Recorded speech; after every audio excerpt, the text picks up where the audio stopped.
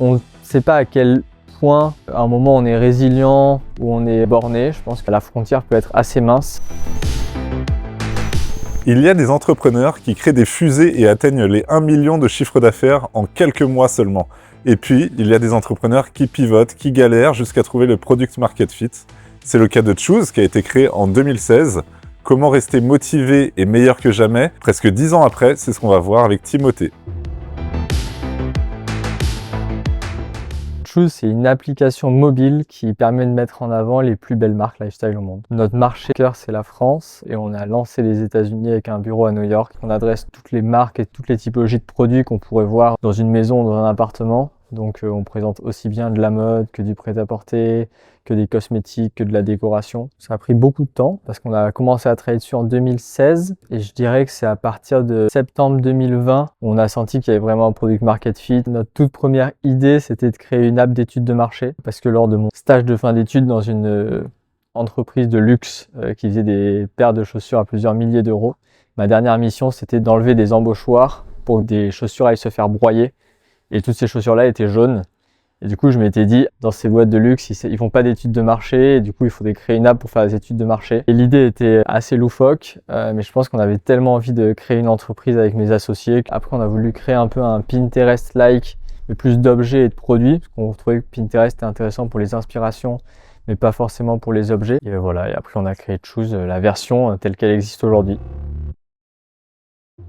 Nous, notre cœur de métier et de sujet, c'est de présenter des marques de qualité et qui créent et designent elles-mêmes leurs produits. Des plateformes comme Shein ou Temu aujourd'hui n'ont pas du tout ce sujet-là créatif ou au contraire vont peut-être piquer des idées créatives à d'autres marques qui créent des concepts originaux. Donc, ces acteurs qui sont à l'opposé de ce que nous, on essaie de faire. Moi, chez Choose, où on peut un jour découvrir une marque très connue et le lendemain une marque totalement inconnue avec laquelle on va faire une collab. Et c'est ça qu'on aime faire et ça qui est au cœur de notre métier. D'un côté, tu vas avoir des plateformes style Zalando qui ont présenté des très grosses marques.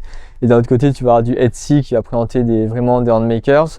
Et nous, l'idée, c'est de vraiment créer la plateforme manquante entre Zalando et Etsy qui va adresser justement toutes ces plus belles marques lifestyle au monde et de développer une plateforme sur mesure pour ces marques-là.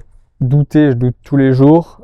Par contre, je me persuade moi-même aussi tous les jours, pour des raisons très rationnelles, que ça va marcher. Je suis complètement obsessionnel. Donc un jour on fait des mauvais chiffres, je vais être triste, et si on fait des bons chiffres, je vais être très heureux.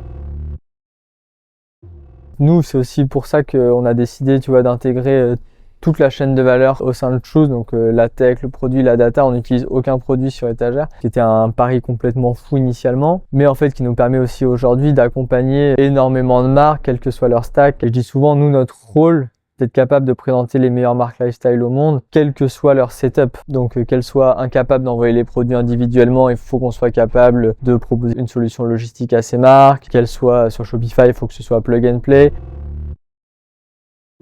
Je pense que le sujet des marketplaces a été un sujet qui a été très trendy à un moment. Nous, au moment où on est allé lever de l'argent, ça l'était beaucoup moins. Et à chaque fois qu'on a levé de l'argent, c'était un peu à la vie, à la mort. Donc en fait, il y a aussi cette pression-là de se dire, si on n'arrive pas à lever, l'aventure s'arrêtera. Aujourd'hui, du coup, on est à peu près 120 chez Choose, répartis entre la France et les États-Unis. Majoritairement, notre volume provient de la France. Et pour donner un ordre d'idée, on est autour de 100 millions de volume. Là, on est vraiment dans une logique maintenant de profitabilité et de créer un business qui sera encore là dans 100 ans. Et je dis souvent, je veux voir à mes petits-enfants comment on est sur le Choose et c'est